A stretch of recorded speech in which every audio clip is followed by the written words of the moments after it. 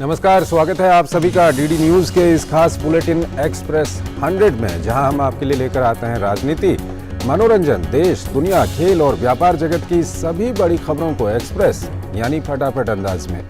मैं हूं चंद्रशेखर जोशी। तो आइए शुरू करते हैं तेज खबरों का सिलसिला। प्रधानमंत्री मोदी आज और कल हिमाचल प्रदेश के धर्मशाला में मुख्य सचिवों के पहले राष्ट्रीय सम्मेलन की अध्यक्षता करेंगे। सम्मेलन में केंद्र, राज्यों, केंद्र शासित प्रदेशों और विशेषज्ञों के 200 से अधिक प्रतिनिधि भाग लेंगे। सम्मेलन में नई शिक्षा नीति लागू करने, शासन व्यवस्था और फसल विविधीकरण और कृषि में आत्मनिर्भरता पर होगी चर्चा। केंद्र और राज्यों के साथ साझेदारी में तीव्र और सतत आर्थिक विकास पर ध्यान केंद्रित किया जाएगा। 3 दिनों तक चलने वाले इस सम्मेलन में राज्यों के साथ साझेदारी में तीव्र और निरंतर आर्थिक विकास पर ध्यान केंद्रित किया जाएगा। ये केंद्र और राज्य सरकारों के बीच साझेदारी को और मजबूत करने की दिशा में एक महत्वपूर्ण कदम होगा।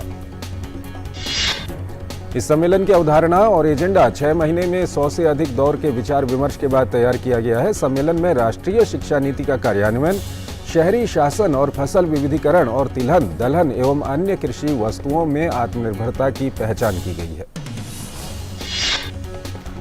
आजादी का अमृत महोत्सव 2047 का रोड मैप, एक विशेष सत्र इस पर आयोजित किया जाएगा। बाद में सम्मेलन के परिणामों पर नीति आयोग की गवर्निंग काउंसिल की बैठक में विचार विमर्श किया जाएगा।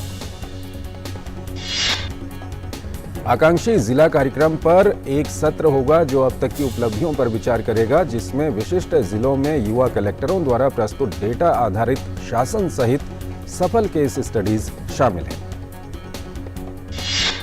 भारत आज से शुरू होने वाली आसियान देशों के विदेश मंत्रियों की विशेष बैठक की मेजबानी करेगा। भारत पहली बार बैठक की मेजबानी कर रहा है। इसके साथ दिल्ली डायलॉग के 12वें संस्करण का भी आयोजन किया जाएगा। 10 सदस्यीय समूह के साथ संबंधों की 30वीं वर्षगांठ के अवसर पर आसियान के विदेश मंत्रियों के साथ 2 दिवसीय विशेष बैठक की मेजबानी भारत करेगा और भविष्य में सहयोग को बढ़ावा देने के तरीकों पर चर्चा करेगा। इसके साथ ही दिल्ली डायलॉग के 12वें संस्करण का भी आयोजन किया जाएगा। दिल्ली डायलॉग का इस बार का विषय हिंद प्रशांत क्षेत्र को परस्पर जोड़ना है। मंत्री स्तरीय सत्र में विदेश मंत्री डॉक्टर एस जयशंकर और आसियान देशों के विदेश मंत्री भाग लेंगे। विदेश मंत्रालय के प्रवक्ता अरिंदम बागची ने आसियान को भारत की एक्ट ईस्ट नीति का केंद्र बताया है। उन्होंने कहा कि आसियान भारत विदेश मंत्रियों की बैठक वार्ता संबंधों की 30वीं और आसियान के साथ कूटनीतिक साझेदारी की 10वीं वर्षगांठ है। रक्षा मंत्री राजनाथ सिंह आज से जम्मू कश्मीर का 2 दिवसीय दौरा करेंगे। इस दौरान रक्षा मंत्री अग्रिम चौकियों पर जाएंगे और वहां तैनात जवानों से मिलेंगे। रक्षा मंत्री शुक्रवार को जम्मू में आयोजित होने जा रहे महाराजा गुलाब सिंह जी के राज्याभिषेक समारोह की 200वीं सालगिरह के कार्यक्रम में शरीक होंगे। जल शक्ति मंत्रालय आज नई दिल्ली में बांध सुरक्षा अधिनियम 2021 पर एक राष्ट्रीय कार्यशाला आयोजित करेगा। इस कार्यशाला का उद्देश्य अधिनियम के प्रावधानों से संबद्ध लोगों को अवगत कराना और बांध सुरक्षा प्रशासन पर विचार विमर्श करना है। बांध सुरक्षा अधिनियम 2021 का उद्देश्य बांध की विफलता से संबंधित आपदाओं की रोकथाम और इनके सुरक्षित कामकाज को सुनिश्चित करने और एक संस्थागत तंत्र उपलब्ध कराने के लिए निर्दिष्ट बांध की निगरानी, निरीक्षण, संचालन और रखरखाव सुनिश्चित करना है। इस कार्यशाला में जल शक्ति मंत्रालय, केंद्र, राज्य, केंद्र शासित प्रदेशों की सरकारों के वरिष्ठ अधिकारी, टेक्नोक्रेट्स, केंद्रीय जल आयोग, शिक्षाविदों के साथ साथ बांध और बांध सुरक्षा शासन से जुड़े सभी लोग शामिल होंगे। गृह मंत्रालय का CIS डिवीजन आंध्र प्रदेश सरकार और पुलिस के साथ मिलकर विशाखापत्तनम में एक जागरूकता कार्यक्रम साइबर सुरक्षा और राष्ट्रीय सुरक्षा आयोजित करेगा। आध्यात्मिक गुरु सदगुरु आज हैदराबाद में ग्रीन इंडिया चैलेंज 5 शुरू करेंगे। सदगुरु का वैश्विक मोटरसाइकिल अभियान मिट्टी बचाओ आंदोलन जागरूकता बढ़ाने के लिए हैदराबाद पहुंचेगा। असम में बाढ़ के खतरे को देखते हुए मौसम विज्ञान विभाग ने यहां फिर भारी बारिश का अलर्ट जारी किया है। इस बीच आपदा प्रबंधन प्राधिकरण ने दीमा हसाऊ जिले के सभी स्कूल, कॉलेज और शैक्षणिक संस्थाओं को बंद करने के आदेश दिए हैं। जिला आपदा प्रबंधन प्राधिकरण ने कहा है कि भारी बारिश की चेतावनी के कारण दीमा हसाऊ जिले के सभी शैक्षणिक संस्थान 18 जून तक बंद रहेंगे। मौसम विभाग ने राजधानी दिल्ली में गर्मी से थोड़ी राहत की संभावना व्यक्त की है। वहीं कल रात भी राजधानी के कुछ हिस्सों में बारिश हुई। मौसम विभाग के मुताबिक दिल्ली में 18 से 20 जून तक मध्यम से तेज बारिश भी हो सकती है। मौसम विभाग के अनुसार दिल्ली में आज बादल छाए रहेंगे। दोपहर के समय आंधी और बारिश की गतिविधियां हो सकती हैं। रात के समय 30 से 40 किलोमीटर प्रति घंटे की रफ्तार से आंधी आ सकती है। मौसम विभाग ने उत्तराखंड के पहाड़ी जिलों में आज और कल भारी बारिश की संभावना को देखते हुए येलो अलर्ट जारी किया है। विभाग के अनुसार इन क्षेत्रों में 40 से 50 किलोमीटर प्रति घंटे की रफ्तार से हवाएं चलने की भी संभावना है। राजधानी देहरादून समेत मैदानी इलाकों में आज बादल छाए हुए हैं। मौसम विभाग ने बताया है कि अगले 4 दिनों तक पूरे राज्य में छिटपुट स्थानों पर हल्की से मध्यम वर्षा हो सकती है। केंद्रीय सांख्यिकी और कार्यक्रम कार्यान्वयन मंत्रालय के तहत राष्ट्रीय सांख्यिकी कार्यालय व्यापक वार्षिक मॉड्यूलर सर्वे और आयुष पर 79वें दौर का सामाजिक आर्थिक सर्वेक्षण शीघ्र शुरू करेगा। ये सर्वेक्षण 1 जुलाई से अगले वर्ष 30 जून तक देश भर में किया जाएगा। वर्ष भर के सर्वेक्षण में सामाजिक आर्थिक संकेतकों और वैश्विक सतत विकास लक्ष्यों के बारे में सूचना संकलित की जाएगी। आयुष के विभिन्न क्षेत्रों आयुर्वेद, योग और प्राकृतिक चिकित्सा, यूनानी, सिद्धा और होम्योपैथी के बारे में सूचना पहली बार एकत्र की जाएगी। विश्वविद्यालय अनुदान आयोग ने केंद्रीय, निजी, राज्य और सम विश्वविद्यालयों में विभिन्न स्नातक पाठ्यक्रमों में दाखिले के लिए संयुक्त प्रवेश परीक्षा CUET 2022 के लिए आवेदन की अंतिम तिथि इस महीने की 22 तारीख तक बढ़ा दी है।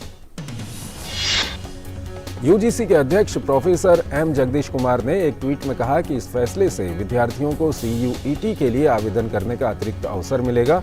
3.5 घंटे की कंप्यूटर आधारित प्रवेश परीक्षा 2 पारियों में आयोजित की जाएगी। कोविड महामारी के खिलाफ सबसे प्रभावी हथियार के रूप में शुरू किए गए टीकाकरण अभियान के तहत देश में अब तक 195 करोड़ 65 लाख से अधिक टीकों की खुराक दी जा चुकी है। टीकाकरण अभियान के 516वें दिन शाम 7 बजे तक 13 लाख से अधिक कोविड टीके लगाए गए। टीकाकरण अभियान देश में लोगों की कोविड से सुरक्षा का एक महत्वपूर्ण माध्यम है। देश भर में पिछले 24 घंटों में 8,822 मामले दर्ज किए गए। वहीं पिछले 24 घंटों में 5,718 मरीज उपचार करवाकर स्वस्थ हो चुके हैं।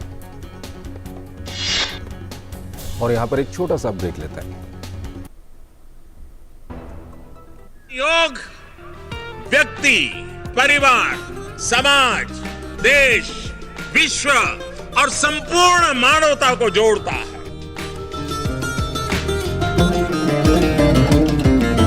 भारत का उपहार है, योग रोग पे प्रहार है। आपदा की हार है, योग तो पालनहार है। देश देश का पथ दर्शन, अंतर मन का नव सर्जन। विश्व एक परिवार ने योग को किया है वंदन।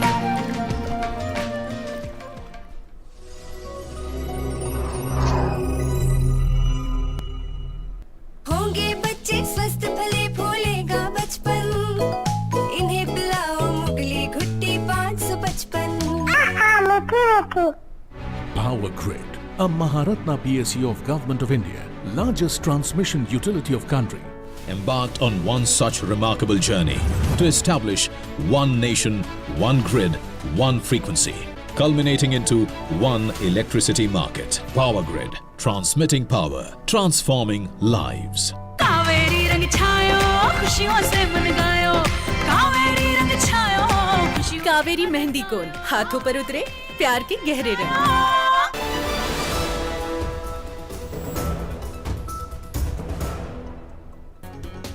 स्वागत है आपका ब्रेक के बाद और आइए अब खबरों के सिलसिले को आगे बढ़ाते हैं। देश में कोरोना से रिकवरी रेट 98.66% हो गया है। वहीं साप्ताहिक पॉजिटिविटी रेट वर्तमान में 2.35% दर्ज किया गया है। दैनिक पॉजिटिविटी रेट भी 2% दर्ज किया गया है। देश में दूरसंचार के क्षेत्र में नई क्रांति की शुरुआत हुई है। केंद्रीय मंत्रिमंडल ने 5G स्पेक्ट्रम की नीलामी को मंजूरी दी। 20 साल के लिए कुल 72,097.85 मेगाहर्ट्ज स्पेक्ट्रम की जुलाई अंत तक नीलामी होगी। टेलीकॉम कंपनियां लंबे समय से 5G स्पेक्ट्रम की नीलामी का इंतजार कर रही थी। इसके तहत दूरसंचार मंत्रालय इसी सप्ताह से इच्छुक टेलीकॉम कंपनियों से आवेदनों को आमंत्रित करने की प्रक्रिया की शुरुआत करेगा।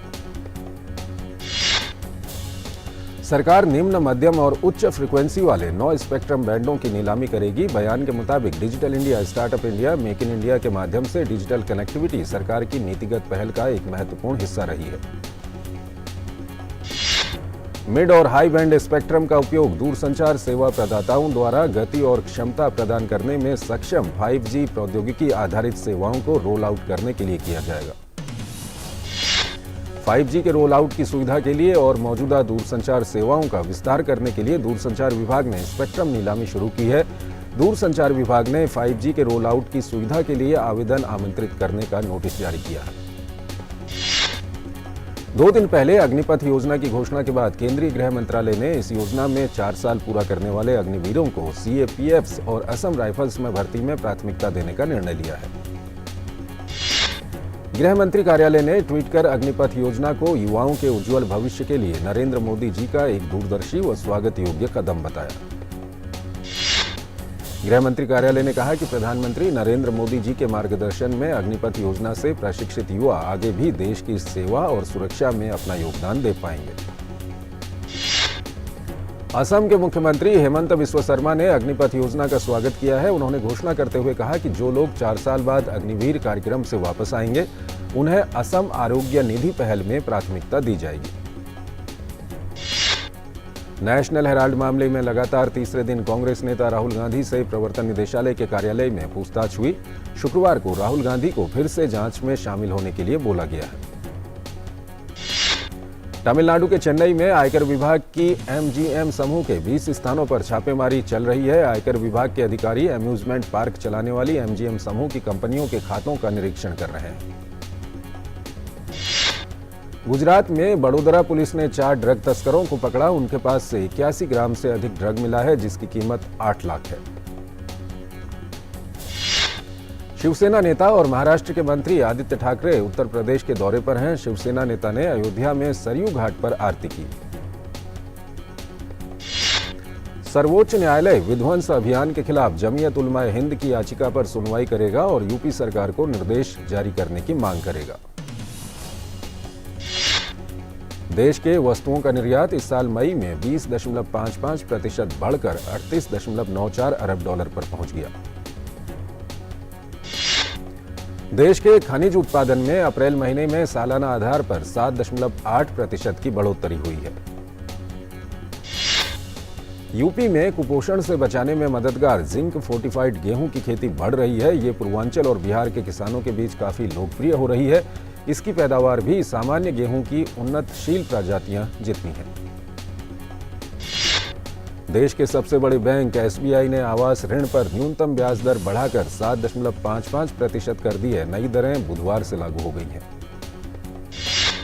केंद्रीय श्रम एवं रोजगार राज्य मंत्री रामेश्वर तेली ने कहा कि कर्मचारी राज्य बीमा निगम ओडिशा में भुवनेश्वर, जाजपुर और पारादीप में 3 अस्पताल स्थापित करेगा। टाटा समूह की विमानन कंपनी एयर इंडिया ने अपने विमानों की पहली खेप के रूप में बड़े आकार के एयरबस A350 विमान खरीदने का फैसला किया है। भारत ने विश्व व्यापार संगठन के सदस्य देशों से ई-कॉमर्स कारोबार पर सीमा शुल्क में छूट पर रोक को जारी रखने की समीक्षा और उस पर पुनर्विचार करने का आह्वान किया। वाणिज्य एवं उद्योग मंत्री पीयूष गोयल ने कहा कि विकासशील देशों में इलेक्ट्रॉनिक ट्रांसमिशन में व्यापार चुनौतीपूर्ण बना हुआ है। इसका कारण विकसित और विकासशील देशों के बीच व्यापक स्तर पर डिजिटल अंतर का होना है।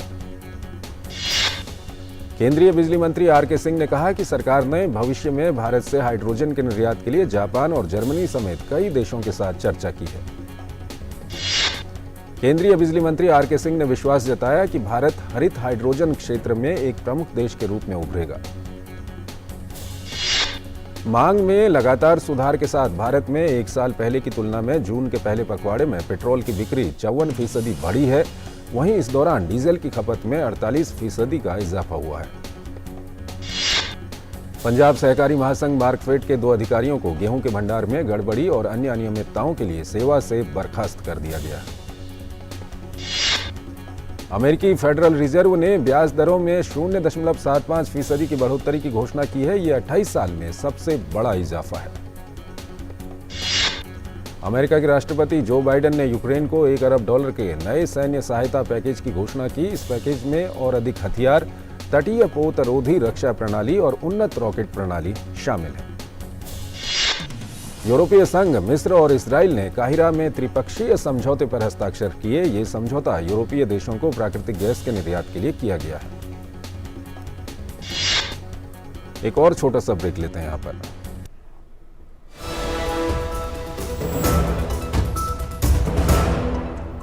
हीरे जैसे बदन को तराशता है एलॉइस हेयर रिमूवल क्रीम। त्वचा बनेगी शाइनी और लवली। एलॉइस हेयर रिमूवल क्रीम। चल भाई, झुमके बदली कराने हैं। अरे आंटी, ये रही सामने सोने की दुकान, यहाँ से बदलवा लो। पर खरीदा तो उस दुकान से था। अरे अगर हॉलमार्क का निशान है ना, तो कहीं से भी अदला बदली करा लो, वो भी बिना किसी डर के। सच? हाँ, 16 आने। सोना कहीं भी खरीदो, बेचो बेझिझक, बेफिक्र, हॉलमार्क के साथ। हॉलमार्क है तो सोना है। Just look at it, sir. 0 to 100 in 5 seconds flat. Really? आपकी है? तुम्हें भी अपने बुढ़ापे में कॉम्प्रोमाइज नहीं करना है, तो अभी से नेशनल पेंशन सिस्टम में इन्वेस्ट करो। नेशनल पेंशन सिस्टम ये 60 की उम्र तक पैसे बचाता और बढ़ाता है, और फिर उन्हीं पैसों को हर महीने सैलरी की तरह आप तक पहुंचाया जाता है। 1800110708 और website www.pfrda.org.in। National pension system में इन्वेस्ट करने से टैक्स भी बचता है सर। National pension system. योग व्यक्ति, परिवार, समाज, देश, विश्व और संपूर्ण मानवता को जोड़ता है।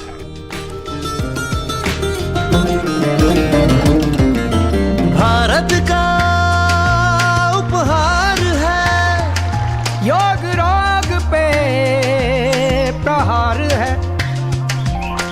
आपदा की हार है, योग तो पालनहार है। देश देश का पथ दर्शन, अंतर मन का नव सर्जन। विश्व एक परिवार ने योग को किया है वंदन।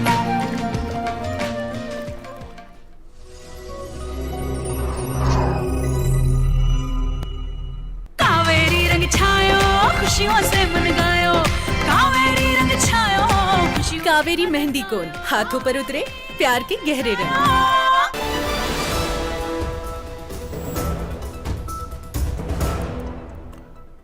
स्वागत है आपका ब्रेक के बाद, और आइए अब खबरों के सिलसिले को और आगे बढ़ाते हैं। यूक्रेन के राष्ट्रपति वोलोदिमीर ज़ेलेंस्की ने बुधवार को कहा कि नाटो की तरफ से उनके देश को मिल रही सहायता के लिए वो शुक्रगुजार हैं। यूक्रेन के राष्ट्रपति वोलोदिमीर ज़ेलेंस्की ने यूरोपीय संघ से रूस के खिलाफ प्रतिबंधों को और सख्त करने की मांग की है। चेक संसद के दोनों सदनों को संबोधित करते हुए ज़ेलेंस्की ने रूस पर जमकर हमला बोला। रूस ने यूरोपीय पाइपलाइन के माध्यम से प्राकृतिक गैस के प्रवाह में कमी की घोषणा की है। संयुक्त राष्ट्र ने चेतावनी देते हुए कहा कि यूक्रेन के शहर सेवरडोनियास्क में हजारों नागरिक फंसे हुए हैं और आवश्यक आपूर्ति समाप्त हो रही है। व्हाइट हाउस ने अमेरिका के नागरिकों से यूक्रेन की यात्रा नहीं करने का आग्रह किया है। व्हाइट हाउस के अनुसार रूस ने यूक्रेन में 2 अमेरिकियों को अगवा कर लिया है। यूक्रेन के राष्ट्रपति वोलोदिमीर ज़ेलेंस्की ने अमेरिकी राष्ट्रपति जो बाइडेन के साथ फोन पर बातचीत की। बाइडेन ने यूक्रेन के साथ खड़े रहने की प्रतिबद्धता जताई। चीनी राष्ट्रपति शी जिनपिंग ने अपने रूसी समकक्ष पुतिन के साथ फोन पर बातचीत की। चीन के राष्ट्रपति ने संप्रभुता और सुरक्षा मुद्दों पर रूस का समर्थन किया। फ्रांस के राष्ट्रपति इमैनुअल मैक्रों ने यूक्रेन में जारी संघर्ष को अधिक हिंसक बताते हुए कहा कि हम ऐसी स्थिति में खुद को कमजोर के तौर पर पेश नहीं करेंगे। व्हाइट हाउस के मुख्य चिकित्सा सलाहकार डॉक्टर एंथनी फॉसी बुधवार को कोरोना संक्रमित हो गए हैं। ब्रिटिश सरकार ने बुधवार को कहा कि वो अवैध आव्रजन पर लगाम लगाने से जुड़ी एक नई नीति के तहत प्रवासियों को रवांडा ले जाने वाली पहली उड़ान को रद्द करने के एक यूरोपीय अदालत के फैसले को चुनौती देगी। स्पेन में भीषण गर्मी का प्रकोप जारी है। स्पेन के कई हिस्सों में तापमान 40 डिग्री सेल्सियस से अधिक है। अगले कुछ दिनों में तापमान और भी अधिक बढ़ने का अनुमान है। फ्रांस में आज से शनिवार तक भीषण लू की संभावना जताई गई है। मौसम विभाग के अनुसार देश के मध्य भागों में तापमान 40 डिग्री सेल्सियस तक पहुंच जाएगा। जापान में 10 जुलाई को उच्च सदन का चुनाव होगा। प्रधानमंत्री फूमियो किशिदा की कैबिनेट ने बुधवार को यह फैसला लिया। ब्रिटेन के प्रधानमंत्री बोरिस जॉनसन के स्वतंत्र नीति सलाहकार लॉर्ड गेट ने अपने पद से इस्तीफा दे दिया है। पिछले 9 दिनों से जारी ट्रक हड़ताल के खत्म होने के साथ ही दक्षिण कोरिया ने राहत की सांस ली है। देर रात ट्रक यूनियन और परिवहन मंत्रालय के बीच हुए एक अस्थायी समझौते के बाद दक्षिण कोरिया के ट्रक ड्राइवरों ने अपने वाहन सड़कों पर उतारे। नेपाल के प्रधानमंत्री ने ऐलान किया है कि वो स्टेट पार्टनरशिप प्रोग्राम पर हस्ताक्षर नहीं करेंगे। आयरलैंड के खिलाफ 26 जून से खेले जाने वाले T20 सीरीज के लिए बीसीसीआई ने 17 सदस्यीय टीम का ऐलान कर दिया है। भारतीय टीम की अगुवाई ऑलराउंडर हार्दिक पांड्या करेंगे, जबकि तेज गेंदबाज भुवनेश्वर कुमार उप कप्तान की भूमिका में रहेंगे। आयरलैंड के खिलाफ भारतीय टीम 2 दिवसीय T20 सीरीज का पहला मुकाबला 26 जून जबकि दूसरा और निर्णायक मैच 28 जून को खेलेगी। भारत के सलामी बल्लेबाज ईशान किशन अंतर्राष्ट्रीय क्रिकेट परिषद की T20 रैंकिंग में बल्लेबाजों की सूची में 68 पायदान की लंबी छलांग लगाकर 7वें स्थान पर पहुंच गए हैं। गेंदबाजों की रैंकिंग में भुवनेश्वर कुमार और यजुवेंद्र चहल भी आगे बढ़ने में सफल रहे। तेज गेंदबाज भुवनेश्वर 7 पायदान ऊपर 11वें पर पहुंच गए हैं, जबकि लेग स्पिनर चहल 4 पायदान के फायदे से 26वें स्थान पर पहुंच गए हैं। एक और यहां पर छोटा सा ब्रेक लेते हैं।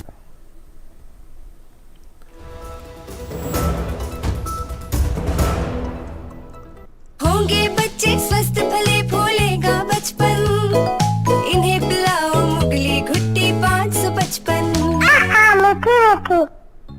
ISI मम्मा ISI। नो बेटा, हॉट है, पापा को लेट हो जाएगा।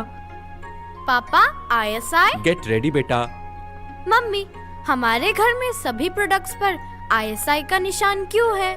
ISI मार्क का मतलब है विश्वसनीय बेहतरीन क्वालिटी, ताकि हम सब सुरक्षित रहें। ISI मार्क जैसे पापा से है देश सुरक्षित, ISI मार्क से हम सब सुरक्षित। योग व्यक्ति, परिवार, समाज, देश, विश्व और संपूर्ण मानवता को जोड़ता है।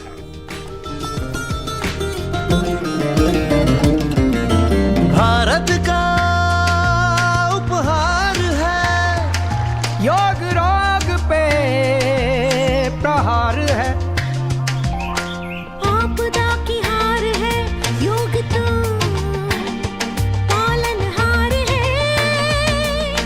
देश देश का पथ दर्शन, अंतर मन का नव सर्जन। विश्व एक परिवार ने योग को किया है वंदन।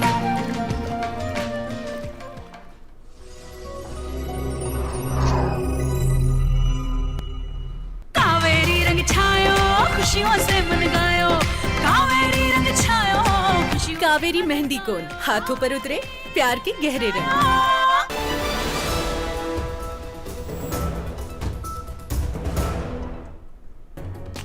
स्वागत है आपका ब्रेक के बाद और आइए अब खबरों के सिलसिले को और आगे बढ़ाते हैं। ऑस्ट्रेलिया के जोश हेजलवुड ने T20 गेंदबाजी रैंकिंग में अपना नंबर 1 स्थान फिर से हासिल कर लिया है।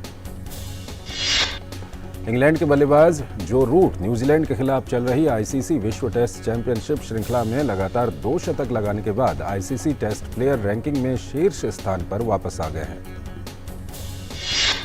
ऑस्ट्रेलिया के विकेटकीपर बल्लेबाज स्टीफन नेरो ने दृष्टिबाधित वनडे क्रिकेट में इतिहास रच दिया है। नेरो ने न्यूजीलैंड के खिलाफ 140 गेंदों पर नाबाद 309 रन बनाए, जो विश्व रिकॉर्ड है।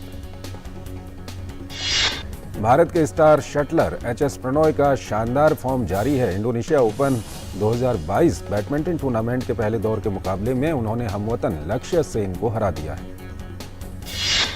इंडोनेशिया ओपन के पुरुष युगल मुकाबले में एमआर अर्जुन और ध्रुव कपिला की जोड़ी ने अपने अभियान की शुरुआत जीत के साथ की।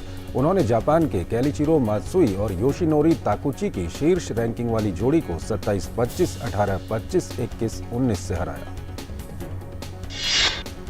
फिल्म निकम्मा का नया प्रोमो जारी हो गया है। फिल्म की लीड एक्ट्रेस शिल्पा शेट्टी कुंद्रा, भाग्यश्री के बेटे एक्टर अभिमन्यु दस्सानी और शर्ली सेतिया एक साथ नजर आएंगे। फिल्म 17 जून को रिलीज होगी। फिल्म होली काऊ की रिलीज डेट फाइनल हो गई है। दर्शकों को सिनेमाघरों में फिल्म 26 अगस्त को देखने को मिलेगी। दक्षिण सिनेमा के सुपरस्टार अधिविशेष अपनी फिल्म मेजर को लेकर चर्चा में है। फिल्म का सिनेमाघरों में धमाकेदार प्रदर्शन जारी है। फिल्म ने अब तक 10 करोड़ से अधिक की कमाई कर ली है। बॉलीवुड के सुपरस्टार कार्तिक आर्यन की दमदार फिल्म भूल भुलैया 2 का जादू अब भी फैंस के सिर चढ़कर बोल रहा है। फिल्म आए दिन बॉक्स ऑफिस पर एक के बाद एक कीर्तिमान हासिल करती जा रही है। इस फिल्म की बॉक्स ऑफिस पर टोटल कमाई 173.76 करोड़ की हो गई है। अक्षय कुमार ने अपनी अपकमिंग साउथ फिल्म के हिंदी रीमेक सोरार रई पोटरू की शूटिंग शुरू कर दी है। इस फिल्म में साउथ सुपरस्टार सूर्या का कैमियो भी होगा। फिल्म लगान को इंग्लैंड का एक थिएटर ग्रुप अडेप्ट करके एक प्ले बनाना चाहता है। जानकारी के मुताबिक जल्द ही इसके राइट्स वेस्ट एंड थिएटर को दिए जा सकते हैं।